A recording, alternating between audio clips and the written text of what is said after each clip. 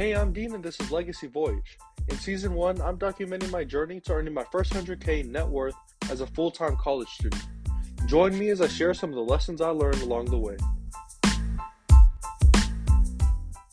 This summer, I'm a part of this program that's out here based in Illinois, in Evanston, Illinois. And the big question that I was kind of pondering about, honestly, I didn't think about it too much, but it was the question of where the heck am I going to be staying at? Where am I going to be living over the next 10 weeks or over the 10 weeks of summer? And I was banking on the fact that I could stay at the same place where I stay over the school year. It's a scholarship house that I'm part of, and I'm like, okay, I can just stay there. And so I asked the person who kind of runs this part of the scholarship, like this domain, and I asked her if I could stay. And she's like, unfortunately, we might be at capacity, and the house might be full over the summer. And to give a little more context, over the summer, there's a high school program that lives at the same house. And it was the same program that I went through when I was in high school. And so all the people who are running that program, I'm like, I'm super cool with all of them, and I know them already. And I text them like, hey, can I stay? And they're like, oh yeah, for sure, for sure. There'll probably be extra rooms.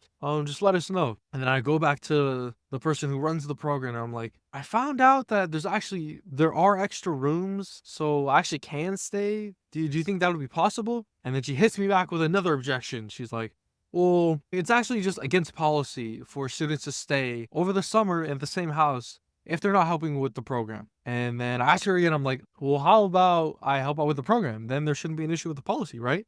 And then she finally hits me back. It's like, no, we already have training and stuff, so unable to. It's probably just another excuse. She's basically just trying to get me to get off her case. Like, leave me alone. You can't live at the house, okay? Like, stop asking. And that was a huge lesson for me, because later I messaged the boys. I'm like, oh, sorry guys, I can't stay at the house. The leader, we'll call her Sarah. Sarah's not letting me stay at the house. And then they're like, bro, why did you ask her? We would have just let you stay. And then if they ever find you out, then you could just say you didn't know. And that was the biggest lesson right there. It's probably my favorite new thing as of late is like this thing called plausible deniability. I love it. It always reminds me of that scene from Hamilton, I think it was, where the two guys are dueling and then the doctor turns around for plausible deniability. Like, that's probably what my mind goes to. But all this is the idea that forgiveness is always better than permission. All right. I think the saying goes something like, ask for forgiveness, not permission. Because in that story, over the summer, I was like asking for permission if I could stay in the house. When really, what I wish I would have done is just ask for forgiveness and not tell her about it. Just go and stay. Because I asked the boys for permission, which already gave me the okay. And I'll ask her for forgiveness if she ever found out. But that's kind of like the mindset that I've been, especially with this startup thing. It's like, I could ask for permission if I could use like certain businesses' logos and their names and images, or like copyright stuff with fonts. But honestly, I'll just ask for forgiveness and see where things go. It's like it's the same sort of vein as failing forward. It's like, and instead of asking for permission, just asking for forgiveness and then failing forward in that way. But that's the quick story for today. What I do want to talk about is something I've been thinking about is going back to failing forward. And there's two ways of looking at life. You can either pursue success or avoid failure. And on the surface, those might seem like the same thing, but they're actually very different. Because in one sense, you're pursuing success and you're willing to fail sometimes. And in the other sense, you're trying to get to success, but if you're not willing to fail, then you're probably never going to get there. And this analogy that I've thought up in my head is kind of like relationships. If in my head I'm trying to find the one, right, my soulmate that I'm destined to be with for time and all of eternity, that doesn't seem very likely to happen if I'm not willing to expose myself and open myself up to heartbreak and open myself up to failure. And that's something that I want to mention real quick because it's just top of mind. Speaking of like permission and forgiveness and all that stuff, one thing that I have been thinking about a lot lately is that identity transformation is hard. And what I mean by this long-term identity transformation, it's basically when you want to change your habits, change your behavior, change a certain thing in your life, which is probably like most of us want to do that. I definitely want to do that. Like, I want to change my eating habits. I want to change how much money I'm making, like very upfront and honest about that. But when you go through these like massive changes, for example, I was watching this video, it was by this Tongan dude. I think he lives in like Canada or something. But he was talking about how he just came back from vacation, from a cruise, and a lot of eating, a lot of relaxing, a lot of sleeping. And he said that now he wants to go on a cut. And a cut is like he just wants to lose a bunch of the fat that he's been putting on. So that way it'll expose his muscles more, it'll make him look more chiseled. But he's saying that when you go on a cut, it requires this entire shift in identity. So instead of asking yourself and talking to yourself and be like, oh, I want the cookie, oh, I want steak, or oh, I want a burger, it requires a shift in identity and telling yourself, okay, I'm the type of person who will eat healthy. I am the type of person who will go on this cut and will be more strict with my diet. And it's those types of identity shifts that I think are super difficult, because that's what I'm going through right now. Like, trying to change my identity, the way I view myself around food. It's hard. Like this whole identity stuff, it's difficult. Even when I first came to the gym and tried working out and stuff, it requires an identity shift. And that is pretty difficult, especially to maintain. But at the end of the day, that's all behavior change is. At the end of the day, that's all it means to change your habits. Because true behavior change is identity change. And I think that's pretty powerful. And in the spirit of identity change, I want to talk about a tool in the tool belt that I've kind of been using. And I haven't been using it very consistently, but the times where I have been using it, it's actually been pretty successful. And it's using these two words called not yet. I remember listening to a video, I think it was like Graham Weaver is his name. Basically a super rich dude, created this big old company. And he was giving some advice to some people who want to be entrepreneurs, want to be founders. And he said, the biggest poison, the biggest lie that people tell themselves isn't that they can't do it. The biggest lie they tell themselves is not yet. Like, I'll do that thing down the road, just not. And I think it applies not only to business, but like every aspect of life. Oh, I'll lose the weight, or oh, I'll start working out, just not yet. I'll do it tomorrow, or I'll do it the day after. And using those words, not yet. It's like procrastination. But I also found that there's a way to shift it in your favor. That there's not only like dangers to using not yet, but there's also some benefits in saying, okay, I'll go and I'll eat the cookie, or I'll order the pizza. I'll definitely do that, just not yet. Like, I'll do that right after I brush my teeth, or right after I go to sleep. So like first thing in the morning, or right after I read a book. And using not yet in that way, using procrastination in a positive way, I found it's actually been super helpful. Now, I will caveat this again by saying I obviously haven't been super consistent with this, but on the times that I've implemented this, it actually helped a ton. So I wanted to throw that out there. And then so quick run throughs of startup lessons that I've been learning as I've been out here. First one is, don't skip the B to Y. A lot of the times, especially as founders trying to go out and do something that's brand new, never been done before, we think of everything from A to Z. We're like, we take something how it is now, and this actually ties in kind of to identity change.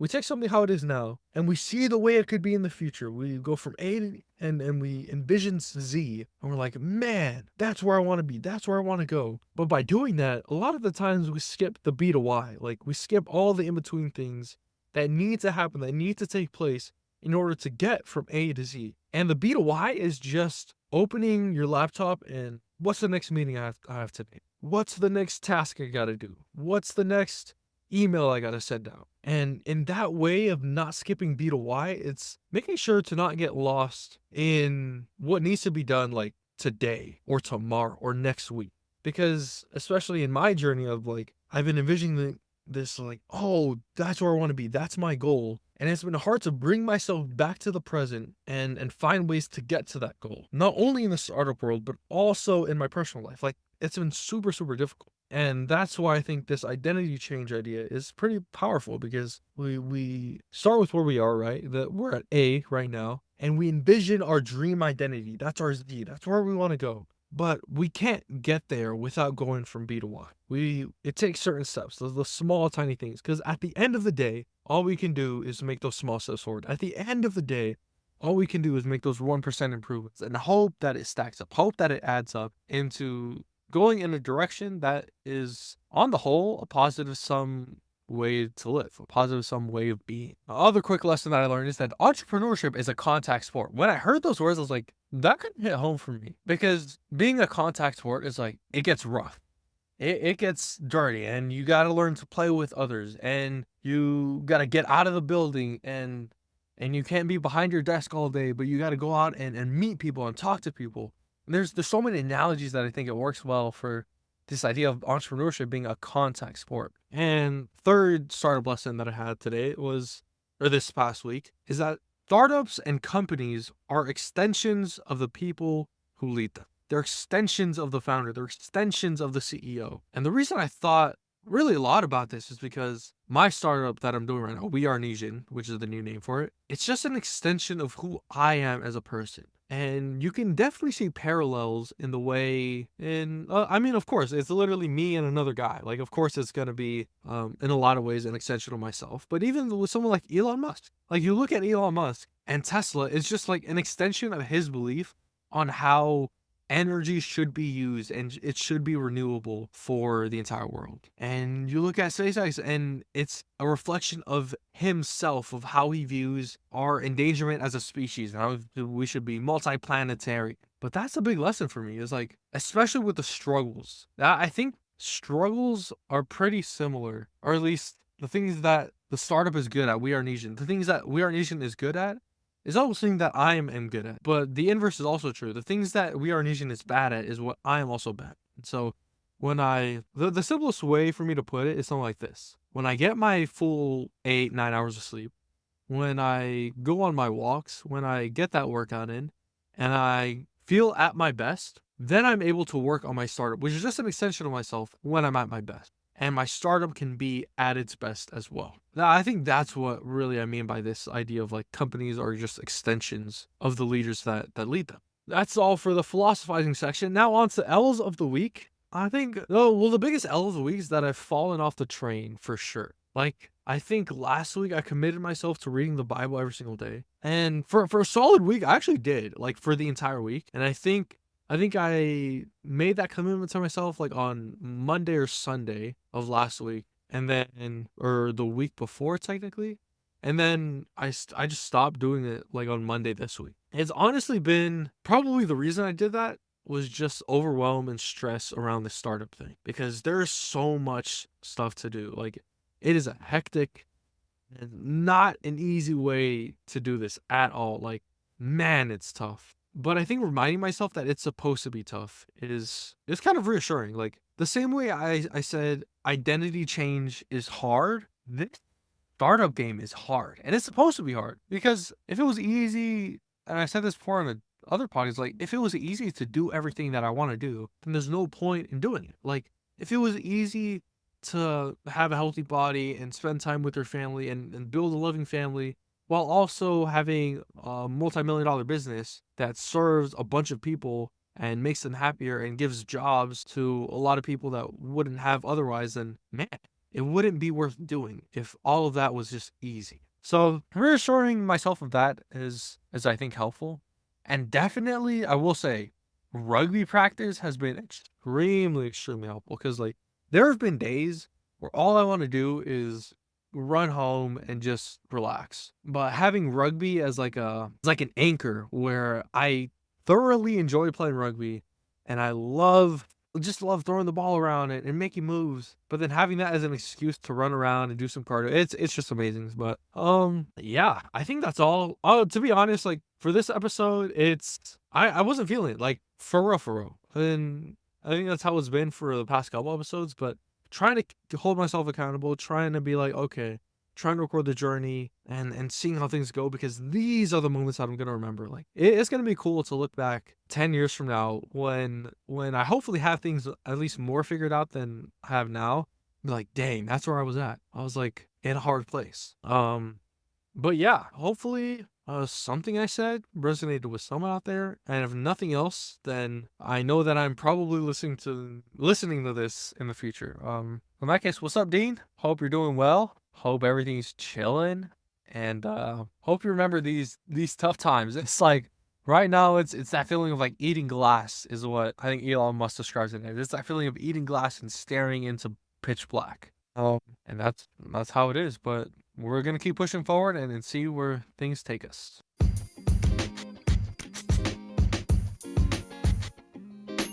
I record these episodes completely free to share success with everyone. So the only thing I ask is that if you learned anything or found something interesting in this episode, just leave a review and share it with a friend. Only takes 5 seconds and it would mean the world. Thanks, and I'll see you in the next episode. Tatok, see you.